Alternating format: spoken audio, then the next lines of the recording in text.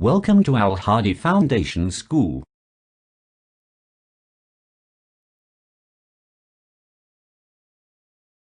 बिस्मिल्लाहिर्रहमानिर्रहीम। अस्सलाम वालेकुम। अपनी किताब का सफ़ा नंबर 41 खोलें। यूनिट नंबर 2 है और सबक नंबर भी 2 है। सबक का नाम है अपनी डायरी लिखा करो। आप लोग सोच रहे होंगे कि डायरी तो हम रोज़ लिखते हैं, जो हमें रोज़ का काम मिलता है। वर्क डायरी तो हम लिखते हैं ताकि हमें याद रहे कि हमने क्या क्या काम करना है। लेकिन डायरी दो तरह की होती है, एक वो जो हम रोज़मर्रा काम जिस पे दर्ज करते हैं और एक वो जो हम अपनी रूटीन लिखते हैं या फिर कोई ऐसा वाक़या जो रूटीन से हट के हो, या जैसे हमें कोई कामयाबी मिली या फिर किसी से डांट पड़ी या कोई भी दिलचस्प वाक़या पेश आया। ना सिर्फ डायरी से हम अपनी बातों को याद रख सकते हैं, बल्कि ये हमारे लिए एक बहुत अच्छी याद भी बन जाती है।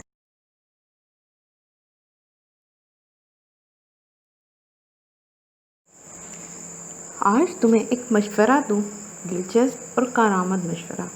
कारआमद यानी बहुत फ़ायदेमंद। क्या तुम डायरी लिखते हो? नहीं लिखते तो आज ही से शुरू कर दो। एक सादा कापी लो, अच्छे से कागज़ की खूबसूरत जिल्द वाली। थोड़ा सा हाशिया छोड़ दो। हाशिया तो तुम अपने स्कूल कॉलेज की कापियों पर भी छोड़ते हो।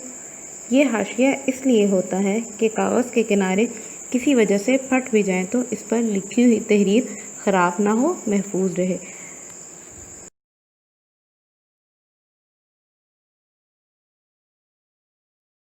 अब इस लाइन में हमें डायरी लिखने का तरीका बताया जा रहा है कि हमने डायरी लिखनी किस तरह से है।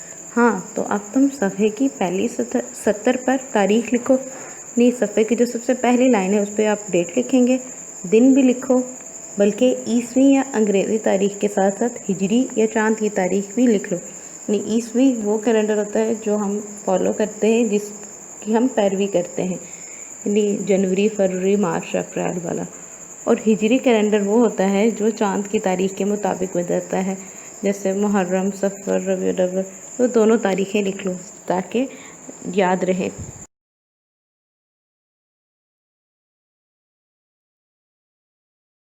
दूसरी 70 से लिखना शुरू करो। लिखो कि तुम सुबह किस वक्त उठे। उठने के बाद जो काम रोज़मर्रा के हैं, मसलन नहाना, धोना, कपड़े बदलना, नमाज़ पढ़ना, नाश्ता करना, मदरसे जाना, वहाँ से आना, खाना खाना, आराम करना, खेलना, फिर पढ़ना, या घर का काम करना, ये सब काम मामूलात कहलाते हैं। मामूलात क्या होते हैं? वो काम जो हम हर रोज़ करते हैं, जो रद्दो बदल के बग़ैर जारी और सारी होते हैं। इनके लिखने की ज़रूरत नहीं, ये तो रोज़ाना ही करते हो। लिखना चाहो तो ये भी लिख लो, मगर काम बढ़ जाएगा, क्योंकि जब रोज़ एक ही तफसीर देखेंगे तो बोर हो जाएंगे, उकता जाएंगे। इसलिए क्या कह रहे हैं कि जो मामूलात हैं उनको रोज़ाना लिखने की ज़रूरत ही नहीं, बल्कि शुरू में लिख लिया, जहाँ से बदलेंगे वहाँ से दोबारा लिख लें।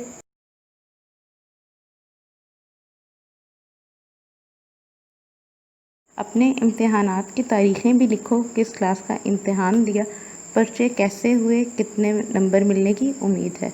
किसी दूसरे शहर से कोई अज़ीज़ आए या तुम खुद किसी दूसरे शहर में जाओ तो वहाँ का हाल लिखो। रास्ता कैसा कटा, दरमियान में कौन कौन से स्टेशन आए, किराया कितना लगा, रास्ते में कोई ख़ास वाक़या पेश आया हो, वहाँ कितने दिन ठहरे, वहाँ का मौसम कैसा था, इस शहर में पहली बार गए थे तो इस शहर की ख़ास बातें, तारीख़ी इमारतों, बागात, सैर तफरीह के मकामात का हाल लिखो। वहाँ लोग कैसे थे, उनका सलूक तुम्हारे साथ कैसा रहा, ये सब बातें मुख्तसर लिख लो। यानी सियाक़ो सबाक़ के में लिखने के बजाय या तो अहम नुकात लिख सकते हैं, या फिर कोई पॉइंट्स बना के, ऐसा कि आप जब भी पढ़ें आपके अंदर वो यादें दोबारा से ताज़ा हो जाए।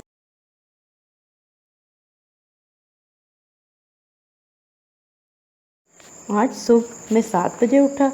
रोज़ाना 5:30 बजे उठता हूँ। देर से उठने की वजह से नमाज भी कज़ा हो गई।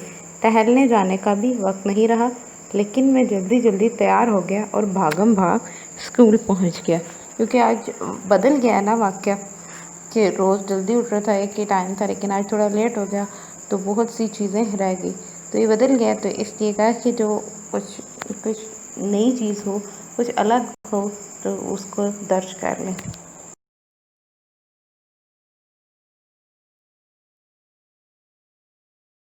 صفحہ نمبر 42 پہ آ جائیں۔ کسی دن کوئی عزیز آ جائے تو اس کا ذکر بھی ڈائری میں ہونا چاہیے۔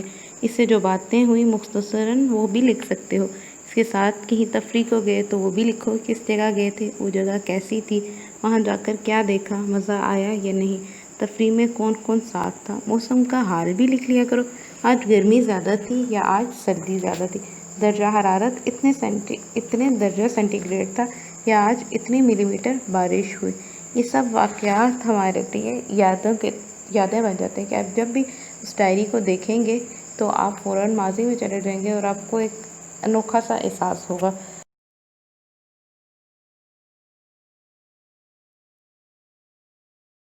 امی یا ابا یا بھیا کے ساتھ بازار جانا ہو تو وہ بھی لکھ سکتے ہو۔ اس سے یہ بھی فائدہ ہوگا کہ جو چیزیں خریدی ہوں ان کا بھاؤ لکھ لو گے، چیزوں کی قیمتیں بھی تمہاری ڈائری میں محفوظ ہو جائیں گی۔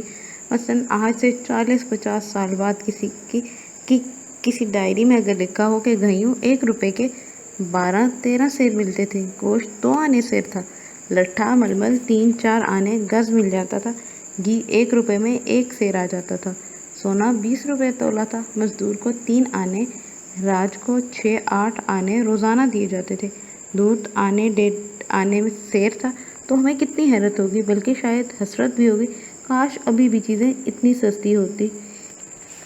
تو ہے نا دلچسپ بات کہ اتنا وقت پہلے کی کسی ڈائری آپ دیکھیں تو اب یقیناً حسرت سے آپ سوچیں گے کہ ہاں کاش ہم بھی اس زمانے میں چلے جاتے کہ چیزیں اتنی سستی مل رہی ہیں۔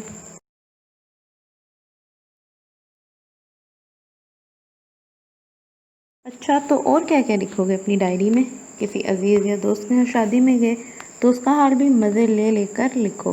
کس کے ہاں شادی تھی، دولہا کا نام کیا تھا، دلہن کس کی بیٹی تھی۔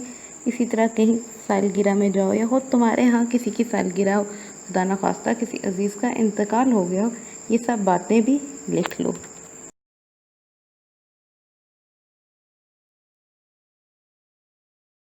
اپنے امتحانات کی تاریخیں بھی لکھو، کس کلاس کا امتحان دیا، پرچے کیسے ہوئے، کتنے نمبر ملنے کی امید ہے۔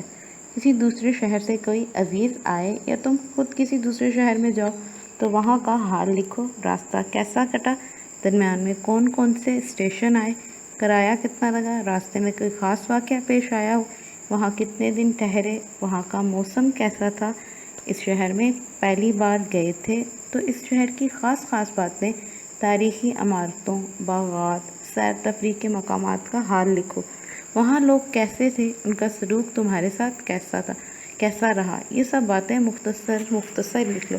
یعنی سیاق و سباق کے میں لکھنے کے بجائے یا تو اہم نکات لکھ سکتے ہیں یا پھر کوئی پوائنٹس بنا کے ایسا کہ آپ جب بھی پڑھیں آپ کے اندر وہ یادیں دوبارہ سے تازہ ہو جائیں۔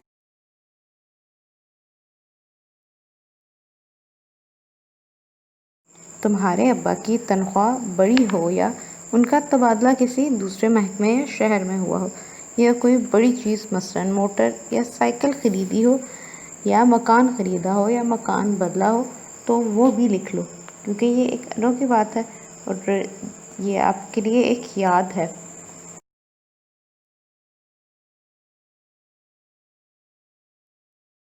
اسی طرح جو بھی کوئی نئی بات ہو، ملک میں کوئی اہم واقعہ ہوا ہو، حکومت بدلی ہو، کسی بڑے آدمی کا، کسی ادیب، شاعر، لیڈر، عالم کا انتقال ہوا ہو، وہ بھی نوٹ کر لو۔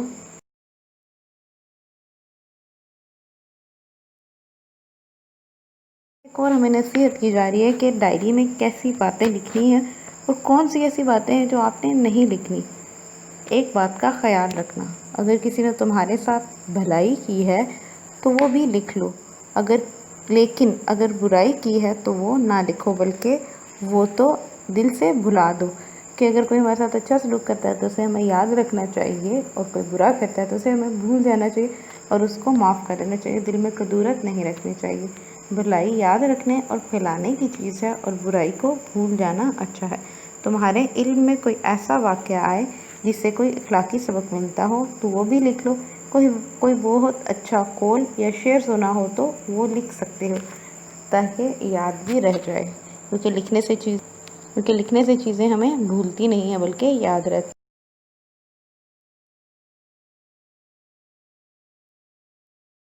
ایک اور بات بھی بتا دوں، ڈائری روزانہ لکھنی چاہیے۔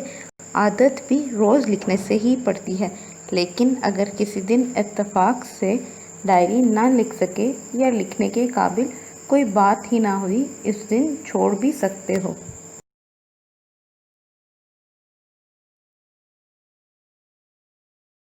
اب صفحہ نمبر 43 پہ آ جائیں۔ ڈائری نہ لکھ سکے یا لکھنے کے قابل کوئی بات ہی نہ ہوئی، اس دن چھوڑ بھی سکتے ہو۔ اتنی ضروری نہیں ہے کہ روز ہی لکھو، ہاں لیکن اگر روز لکھو گے تو اس سے عادت پختہ ہو جائے گی۔ میرا مطلب یہ ہے کہ اگر کسی دن ڈائری لکھنے سے رہ جائے تو اس سے بدل ہو کر بالکل ہی چھوڑ نہ دینا چاہیے۔ ناغہ ہو جانے میں اتنا حرج نہیں ہے جتنا کسی اچھے کام کو ہمیشہ کے لیے چھوڑ دینے میں ہے۔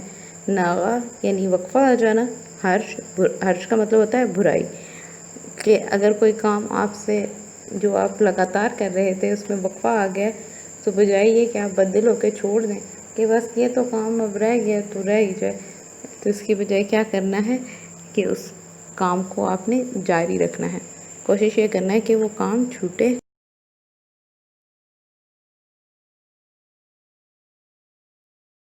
اس طرح جب تم بڑے ہوگے، بوڑھے ہوگے، تو تمہارے پاس تمہارے خاندان کا، ملک کے اہم واقعات، چیزوں کی قیمتوں کا، موسم کا ریکارڈ تیار ہوگا۔ یہ گویا ایک تاریخی کتاب ہوگی، سبق آموز معلوماتی کتاب۔ اس کتاب سے خود تمہیں بھی بہت سے فائدے ہوں گے، دوسرے بھی فائدہ اٹھا سکیں گے۔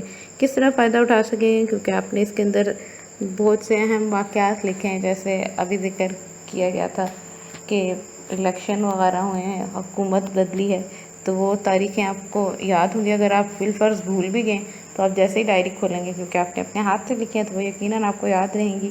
اسی طرح سے بہت سے ایسے واقعات ہیں جو آپ نے درج کیے ہوں گے، تو اگر آپ کو وہ بھول جائیں یا پھر ان کا عکس دھندلا جائے آپ کے ذہن میں، تو آپ کو وہ اس لکھے ہوئے کو دیکھ کے وہ اس کا جو عکس ہے وہ واضح ہو جائے گا، اس کی دھندلاہٹ ختم ہو جائے گی۔